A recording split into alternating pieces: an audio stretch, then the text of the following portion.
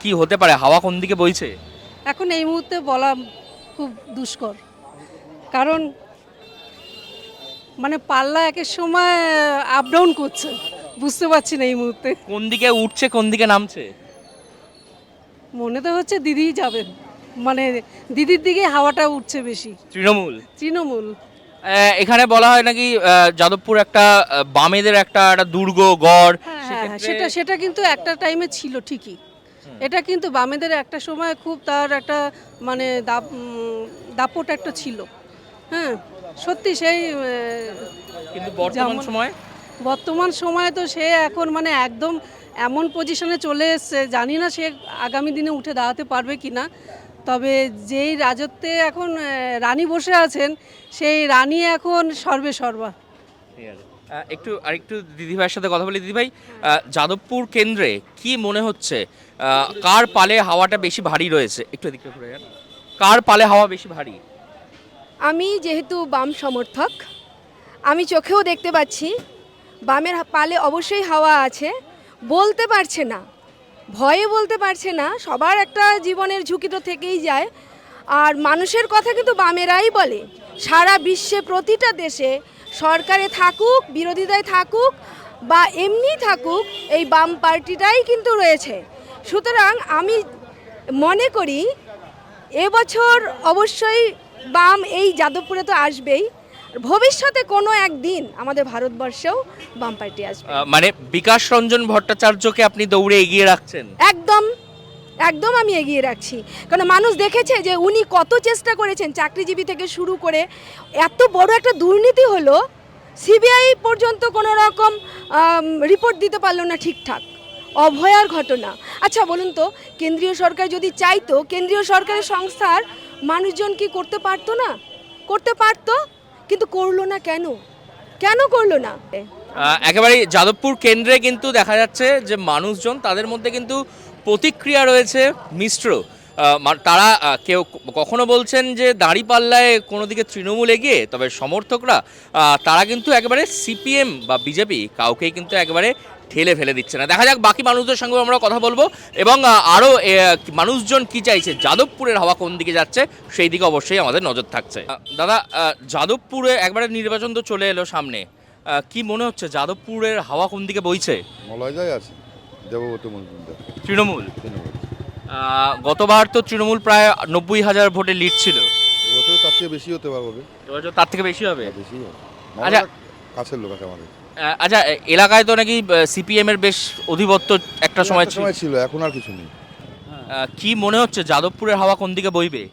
যাদবপুর তৃণমূল জিতবে, তৃণমূল জিতবে। তৃণমূল জিতবে শিওর।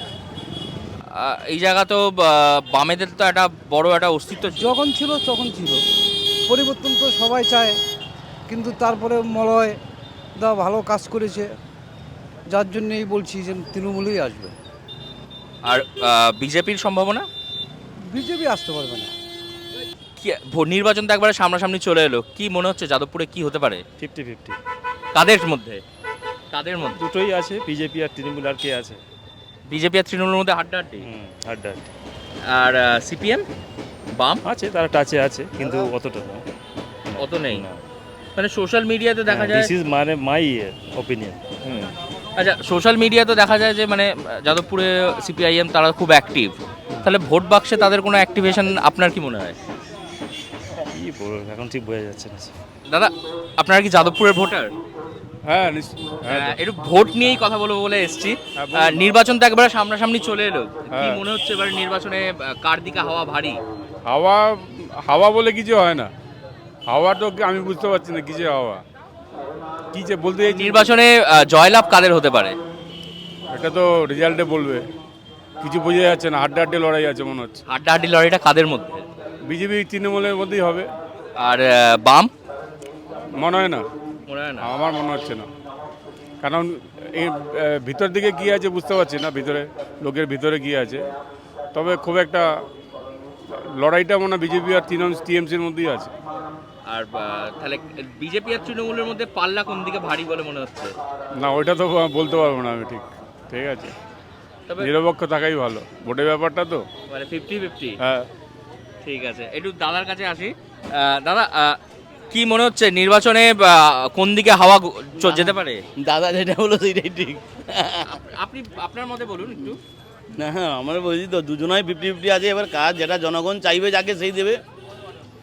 জনগণ যাকে চাইবে সেই জয়লাভ করবে, এইটাই আমরা বুঝি। 50-50 কাদের মধ্যে? 50 ওই বিজেপি আর তৃণমূলের মধ্যে। সিপিএম? সিপিএম তো ধারবে না এখন, না না। বিকাশ রঞ্জন ভট্টাচার্য তো উনি একজন টাফ ক্যান্ডিডেট। ভালো ক্যান্ডিডেট। হ্যাঁ। তাও বোঝা যায় না দাদা, এখন কি করে বলবো, আমি তো এখানকার আদিবাসী নয়, কথাটা বুঝেছেন তো। আচ্ছা, এটা যাদবপুর বিধানসভা কাদের দিকে কাদের দখলে থাকতে পারে বলে মনে হয়?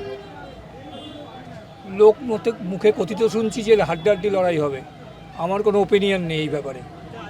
আচ্ছা, আর মানে হাড্ডাহাড্ডি লড়াইটা কার মধ্যে বলছে তো বিজেপি ভার্সেস টিএমসি। আর সিপিএম তাদের তো একটা মানে নিজেদের সিপিএম তো আনছে না কেউ মুখে, তো আমি জানি না, এটা লোকের মুখের কথাগুলো বলছি। আপনাদের সাথে একটু একটু ভোট সংক্রান্ত বিষয়টা আলোচনা করি। হ্যাঁ, নলেজ নেই অতটা। ভোট সম্বন্ধে নলেজ নেই। তোমরা কি এখানকার ছাত্র নাকি? কোথাকার? কেপিসি কেপিসি মেডিকেল কলেজের। কি মনে হচ্ছে এবারে নির্বাচনে কি হতে পারে এদিকে? এখানটা তো বলতে পারবো না, বাট যেই আসুক সে ঠিকভাবে কাজ করে। ওভারঅল কি মনে হয় কোন দিকে যেতে পারে, দিদি না দাদা? এটা আমি বলতে পারবো না, এই সম্বন্ধে আমার অত পলিটিক্সটা আমার পছন্দও না, এই সম্বন্ধে আমি কিছু বলতেও পারবো না। বাট যেই আসুক সেটা ঠিকঠাক করে কাজ করে, দুর্নীতি না হয়। কি কি কাজ চাইবেন তাদের থেকে? চাকরি পাক, যারা যোগ্য তারা চাকরি পাক, যারা পড়াশোনা জানে তারা চাকরি পাক, যারা অন্যায়ভাবে টাকা ঘুষ খেয়ে চাকরি তারা চাকরি যেন না পায়, যারা সত্যিকারে ট্যালেন্টেড তারা যেন চাকরিটা পায়। চাকরির দাবি রাখছেন?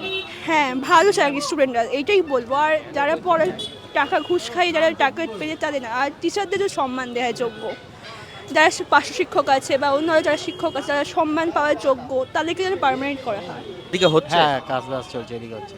রিক্সা আপনাদের রোজগার আছে এখন? হ্যাঁ আছে। আর কি নির্বাচন নিয়ে কি ভাবছেন? সেরকম কিছু ভাবিনি। রুজি রুটিটাই আগে। হ্যাঁ, এখানে যে সরকার আছে সেই রুজি রুটি দিতে পারছে? অল্প পাচ্ছে, দিনে আয় কেমন হচ্ছে? অল্প আয় হচ্ছে। কত? অল্প আয় হচ্ছে। অল্প আয় হচ্ছে। তো কি বলবেন যদি আপনাকে বলা হয় যে এবারে নির্বাচনে এদিকে মানে তাই বলতে পারবো। হ্যাঁ, তাই বলতে পারবো। রিক্সা চলছে ঠিকঠাক এদিকে? হ্যাঁ রোজগার হচ্ছে? হ্যাঁ, রোজগার হচ্ছে। দিনে আয় কেমন হচ্ছে?